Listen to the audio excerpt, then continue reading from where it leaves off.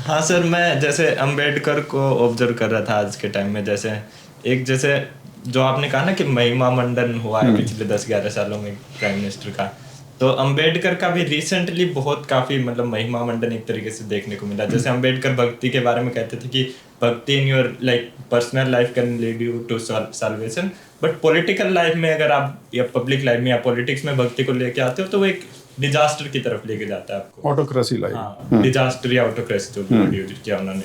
तो मैं ये ऑब्जर्व कर रहा था कि एक तो अंबेडकर के आइडियाज को हटा के उनकी बस इमेज को इतना मतलब इम्पोर्टेंस दिया जा रहा है सारी पार्टीज के लिए all over India, but ideas पे फोकस नहीं है। और दूसरा मैं ये भी देख रहा था आजकल, जैसे जेएनयू में ये कॉन्फ्रेंस हुई तो वहाँ पे अभी बर्थ एनिवर्सरी थी अंबेडकर की 14 अप्रैल को, तो वो मतलब ये कर रहे थे कि अंबेडकर के अलग अलग वो कहते हैं ना आयामों को डिस्कस कर रहे थे। तो अंबेडकर को कहीं ना कहीं अप्रोप्रिएट करने की भी कोशिश की जा रही है कि आपका जो अंबेडकर के व्यूज हैं कास्ट पे, उनसे हटाकर आप अंबेडकर के अदर एस्पेक्ट्स पे ज्यादा फोकस करो ताकि आप अंबेडकर को अपने आइडियोलॉजी में अप्रोप्रिएट कर सको।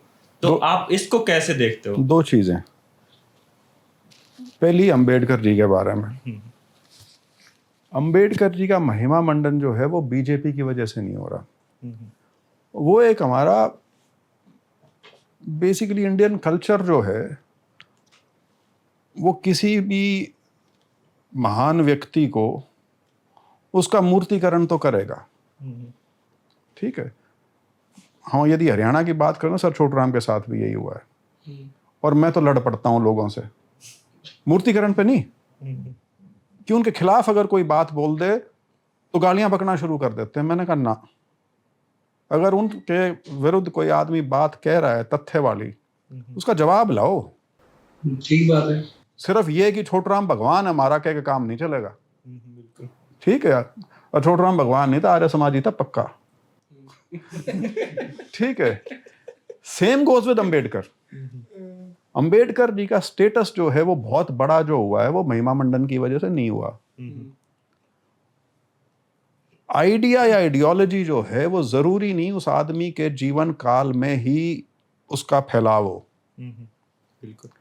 अंबेडकर का थॉट पिछले 30 साल में या 35 साल में जिस तरह से फैला है वो उनके समय में नहीं था।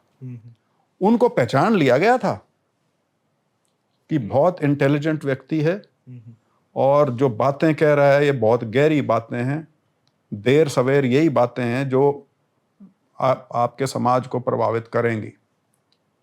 ऐसे ही नहीं था कि गांधी जी के कहने पर नेहरू जी ने उनको अपने मंत्रिमंडल में लिया, कॉन्स्टिट्यूएंट असेंबली में लेके उनको ड्राफ्टिंग कमेटी का चेयरमैन बनाया। तो उनकी काबिलियत और उनका विचार पहचान लिया गया था, लेकिन मास लेवल पे उसका प्रोपगेशन पिछले 30-35 साल में हुआ है। और मैं उसके लिए बहुत बड़ा क्रेडिट काशीराम जी को भी दूंगा, क्योंकि जो उनकी आइडियोलॉजी का असली विस्तार हुआ ग्रास रूट्स पे, वो उनके समय में बहुत बड़ा उसको वो है। तो एक पहलू तो वो है, महिमा मंडन छोड़िए, वो तो हमारी फितरत है, हम करते हैं। जिसको हमने एक बार बड़ा मान लिया फिर उसको हम और बड़ा बनाने का प्रयास करते हैं। लेकिन उनकी सार्थकता, उनका विचार और उसका तो अभी पता नहीं और कितना फैलाव होना है। तो वो सिर्फ बीजेपी नहीं, वो हम सब की कंट्रीब्यूशन है। लेकिन बीजेपी की बात पे आप आए अप्रोप्रिएशन पे, तो बीजेपी तो भाई सब को अप्रोप्रिएट करना चाह रही है क्योंकि खुद का इंडियन नेशनल मूवमेंट में उनकी भागीदारी जीरो है।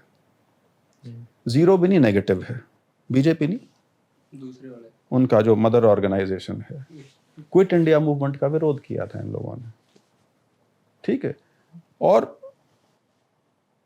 आप उनकी विचारधारा से, जो मैंने शुरू में भी बात की, सहमत हो सकते हो या अब हो रहे हो, ठीक है, कि हम तो इस टाइप का देश ही नहीं बनाना चाहते थे, ये जो कांग्रेसी या इंडियन नेशनल मूवमेंट वाले लोग बनाना चाह रहे थे, वही है मोटे तौर पे। 2014 में आजादी भाई आप आरएसएस ने झंडा नहीं फहराया तिरंगा कभी अपने हेडक्वार्टर पे कुछ साल पहले तक, तो कॉन्स्टिट्यूशन को वो नहीं मानते थे, उसको आर्टिफिशियल बोलते थे कभी। तो उनकी एक अलग विचारधारा थी और विचारधाराओं से मेरे को कोई आपत्ति नहीं है। अगर आप अपनी विचारधारा फैला सकते हो, आपको क्रेडिट है।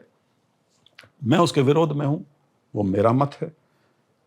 लेकिन अप्रोप्रिएशन का कारण ही सिर्फ ये है कि उनके पास बड़ा नाम कोई है ही नहीं बताने के लिए। सिर्फ हेडगेवार और गोलवालकर जी और इनका नाम लेके और श्यामा प्रसाद मुखर्जी का नाम लेके काम नहीं चलता। वो तो उन्हीं के हैं, शुरू से उन्हीं के हैं। देश में फैलाव के साथ, चाहे वो सरदार पटेल हो, अंबेडकर जी के बारे में मैं बता सकता हूँ। मेरी बीजेपी में कई लोगों से विस्तार से बात हुई है और एक व्यक्ति ने मेरे को बड़ी असमिंग अप करी। कहता भाई साहब, अंबेडकर जी का और हमारा कभी तालमेल तो हो ही नहीं सकता। मैंने क्यों? कहता हम तो समाज को एक करने की बात करते हैं, अंबेडकर जी का विचार जो था उस समाज में जो विभाजन है वो उसके ऊपर जोर डालता था। और इसीलिए अंबेडकराइट विचारधारा के जो लोग हैं वो बीजेपी के सैद्धांतिक तौर पे विरोधी हैं।